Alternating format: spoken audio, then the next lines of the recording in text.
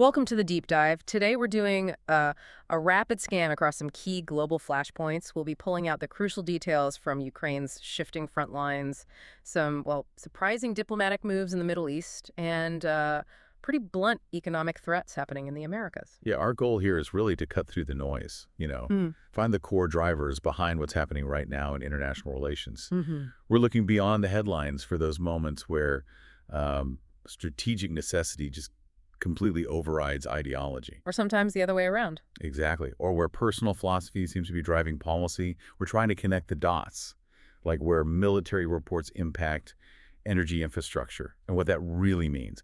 Finding those aha moments in the sources. Okay, let's dive right in. Ukraine seems like the place to start, where the fighting is clearly intensifying. The sources are pointing to a pretty serious surge in Russian offensive operations.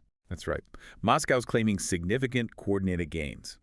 They've reported taking, or as they put it, liberating, two settlements, Novopavlovka in Donetsk and Alexeyevka over in the Dnipropetrovsk region. And it's not just territory they're claiming, is it? No, and that's what's interesting here. It's the detail. They're talking about combined ground advances backed by precision strikes. They even listed specific equipment losses for the Ukrainians in just 24 hours. Like what sort of equipment? Things like 18 armored vehicles, including a tank, some combat vehicles, a German Gepard anti-aircraft system, American HMWVs, and 14 artillery pieces, including U.S. M777s and Ukrainian Bogdanas. So quite a mix of Western and Ukrainian gear. Precisely. And they also mentioned defensive actions, claiming they intercepted, I think, 142 Ukrainian drones and 8 guided smart bombs. Big numbers. Claims are one thing. Is there any way to verify this pressure? Well, often the clearest confirmation doesn't come from the military reports themselves, but from the downstream consequences. And we're seeing that here. How so? The humanitarian response from Kyiv. Authorities in the Kharkiv Oblast are actually expanding the mandatory evacuation zone for families with children, specifically in the Kupiansk district. Expanding it? That sounds serious. What kind of scale are we talking about? It's substantial. Around 40 villages are affected. They're aiming to move 601 children from 409 families. The governor, Nerub, explicitly cited the deteriorating security situation near Kupiansk. So when you have to move hundreds of children out. It tells you the defensive line is under immense, undeniable pressure. It basically validates the Russian claims of advance in that sector. And are any third parties seeing the same thing? Yes. Western monitoring groups seem to confirm it. Deep State, which is generally pretty reliable, reported the capture of Miran village, also in the Kupiansk district. They noted advances towards Stevanivka, too. And what was their assessment of the situation? Pretty grim. They said positions were gradually lost, and some were, quote, simply destroyed by artillery and drones. That paints a picture of overwhelming firepower. Right. And beyond the front lines, this energy war continues, doesn't it? Absolutely. It's a parallel strategic campaign. Ukraine's Ministry of Energy reported more nighttime drone attacks hitting energy infrastructure. Power limits are now in place in 7 regions, including Dnipropetrovsk. These aren't just random hits, then. No, definitely calculated. They're aiming to degrade Ukraine's resilience. And the gas network is also taking a beating. Naftogaz, the state gas company, reported one of its thermal power plants was hit. And that's not the first time recently. Not at all. They noted it was the 3rd major attack on their gas facilities in just the last week. Critical sites in Kharkiv, Sumy, Chernihiv, Rivne, they've all been targeted. It's strategic attrition. But Ukraine is hitting back too, right? Targeting Russian energy. Oh, absolutely. They're trying to inflict reciprocal pain. We saw reports of a Ukrainian drone hitting an industrial area way inside Russia in Ufa, Bashkortostan. Ufa, that's quite deep, near anything important. Yeah, near a major oil refinery linked to Gazprom. People saw smoke, and they even had to temporarily close the Ufa airport. So this tit-for-tat destruction of energy assets shows both sides see it as a key front. This constant grind, the destruction, it really raises questions about Russia's own ability to sustain this war effort, economically speaking. It does. And that brings us to how the Kremlin is positioning itself, especially when figures like former President Trump predict the Russian economy will just collapse. How do they respond to that? Kremlin spokesperson Dmitry Peskov gave a, very carefully worded reply. He actually thanked Trump for wanting the war to end, which is interesting in itself. Oh. But then he insisted Russia has a sufficient and considerable margin of safety to carry out all its plans. Basically, we're fine. But the numbers, did the numbers back that up? I mean, what's the actual forecast? That's where you see the disconnect. Russia's own forecast is just 1% growth this year. That's way down from their earlier predictions of over 4%. And the IMF is even more pessimistic, projecting only 0.6%. 1% or less, that doesn't sound like a huge margin of safety. It doesn't. And here's a really telling point that often gets missed. Russia's nominal GDP, measured in US dollars, is about $2.2 trillion. Okay. That's roughly the same level it was back in 2013 before the annexation of Crimea. So you're looking at an economy that hasn't grown in dollar terms for over a decade while fighting this massive war. Wow, over a decade of no dollar growth. That's structurally significant. How do they explain that internally? Well, they spin the narrative. The official line is that the West is misreading the situation. They claim they're intentionally slowing things down to prevent the economy from overheating. Intentionally slowing. That's the claim.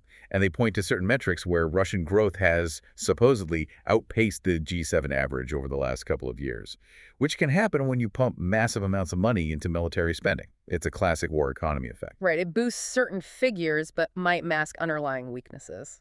Exactly. And they also push back hard on any signs of domestic problems, like Deputy Prime Minister Alexander Novak flatly denying any issues with gasoline supplies, even though other sources clearly link shortages to those Ukrainian drone strikes on refineries.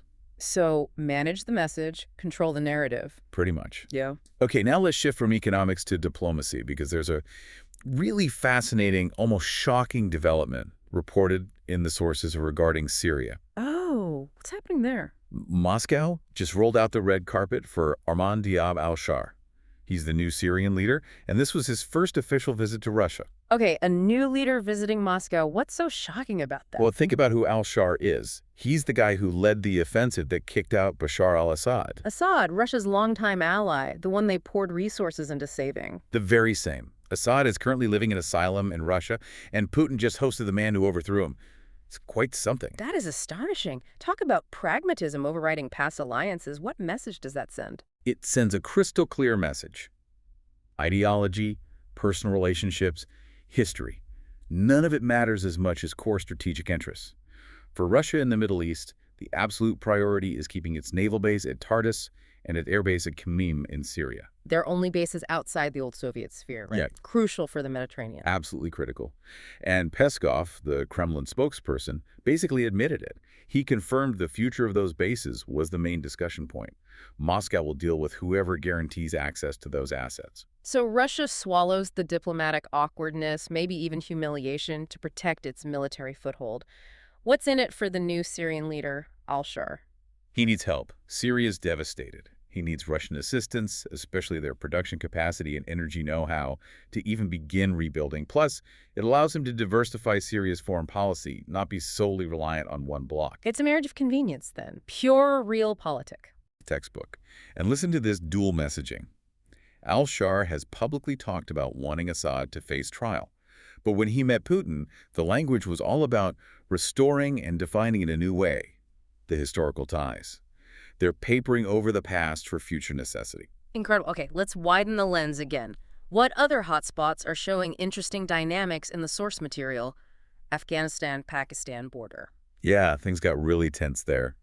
The sources describe the worst crisis since the Taliban took power again in 2021. We saw cross-border airstrikes, ground clashes, civilian deaths, really nasty stuff. Is there any de-escalation? There's a temporary truce, apparently for 48 hours. But even the announcement of the truce shows the deep mistrust. How so? Pakistan announced it, saying it was agreed upon at the Taliban's request. Okay. But then the Taliban spokesperson, Zabiullah Mujahid, immediately fired back. He claimed the ceasefire came from a Pakistani request and insisted Kabul will only observe it if Pakistan guarantees no more aggression. So they can't even agree on who asked for the pause. Exactly. It shows you how frayed things are. The core issue is unresolved. Pakistan wants the Taliban to crack down on militants attacking Pakistan from Afghan soil. The Taliban denies responsibility and accuses Pakistan of stirring up trouble. Right, a tangled situation. Yeah. Elsewhere, any positive signs? Maybe the Korean Peninsula? A small, maybe symbolic, but potentially significant step. South Korea has resumed digging for the remains of Korean war soldiers up on White Horse Hill. That's inside the DMZ. Inside the demilitarized zone. Why is that significant now? Well, it's framed as part of this broader idea to ease military tensions, to try and turn the DMZ into more of a peace zone. This isn't the first attempt, though. Didn't they try this before? Yeah, there was a joint North-South project back in 2018, but it collapsed after the Trump-Kim summit in Hanoi fell apart in 2019. South Korea kept going alone for a bit, found quite a few remains actually, but then stopped completely in 2022 as relations got really bad again. So restarting it now, even unilaterally, is a gesture. It's a tentative olive branch, maybe? A signal they're still open to tension reduction measures? Okay. Now, unfortunately, we have to turn to a situation that sounds just horrific.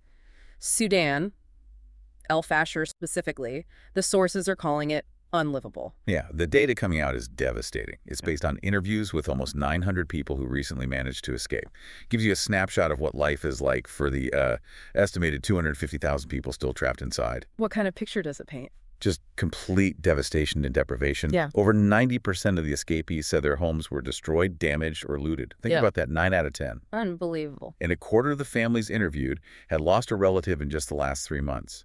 The human cost is staggering. And basic survival. Food, water. Acute, widespread malnutrition.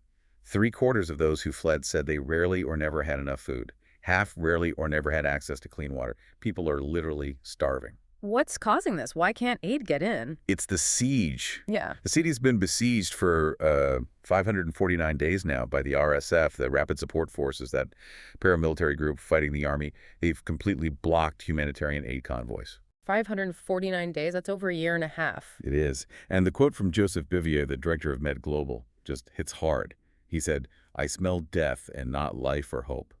Is there any diplomatic effort, any hope of the siege easing? There was a flicker of hope recently. Some talk about a deal possibly brokered involving a Trump advisor and the UAE who are accused of backing the RSF. But that seems to have evaporated. So no relief in sight. Worse. The sources say the RSF has actually tightened the siege recently, building new earth barriers around the city. So a truly desperate situation driven by a brutal internal power struggle. Such a stark contrast, isn't it? That kind of localized, brutal conflict causing immense suffering compared to, well, some of the other geopolitical maneuvering we see. It really is. And that brings us nicely to the final dynamic highlighted in the sources. This very personalized, almost ideological approach to foreign policy, particularly seen with figures like former President Trump. Right. The sources mention specific examples. Argentina. Yeah, a very direct case. Trump explicitly warned he might cut off financial aid to Argentina if his political ally there, Javier Milei, loses upcoming legislative elections. He actually said that. Tie aid to a specific domestic election outcome? Directly. He'd apparently promised Argentina $20 billion in aid, calling the support MAG aid to the end. Make Argentina great again, playing on his own slogan. Yeah. And the threat was unambiguous. If he loses, we will not be generous with Argentina. We will leave. Wow. And what was the justification for this massive aid package in the first place? U.S. strategic interest. Trade. That's the striking part. When asked what the U.S. gets out of it, the answer reported was purely philosophical. Philosophical. Yeah, helping a great philosophy take over a great country.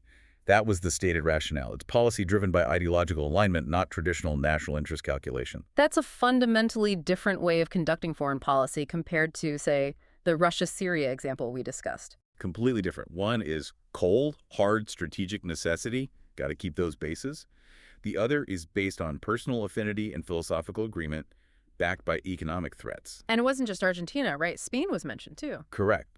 Trump also apparently threatened Spain with trade tariffs because they weren't meeting a 5% of GDP defense spending target, something NATO had been pushing for. But 5% is a huge ask. He said he was very unhappy with Spain. Again, using economic leverage based on whether a country follows his specific demands or aligns with his view.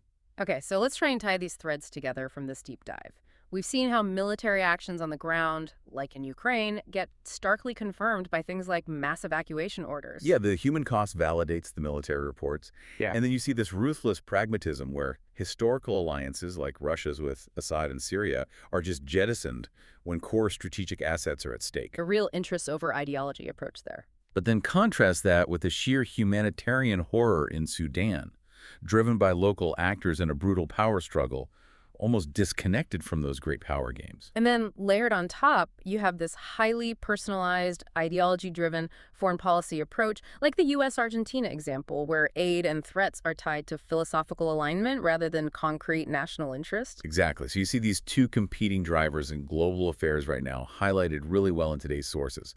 On one hand, pure strategic necessity like Russia needing those Syrian bases. On the other, personal or philosophical alignment dictating policy like the conditions seemingly placed on Argentinian aid. So that leaves a big question for you, our listener, to think about. Based on what we've unpacked today, which factor do you think poses the greater risk to global stability in the long run? Is it leaders acting out of cold, hard strategic necessity, even if it means ditching allies? Or is it leaders basing foreign policy on personal ideology and philosophical alignment, potentially using economic power to enforce it? Necessity versus ideology, which is the bigger danger? Something to consider until our next deep dive.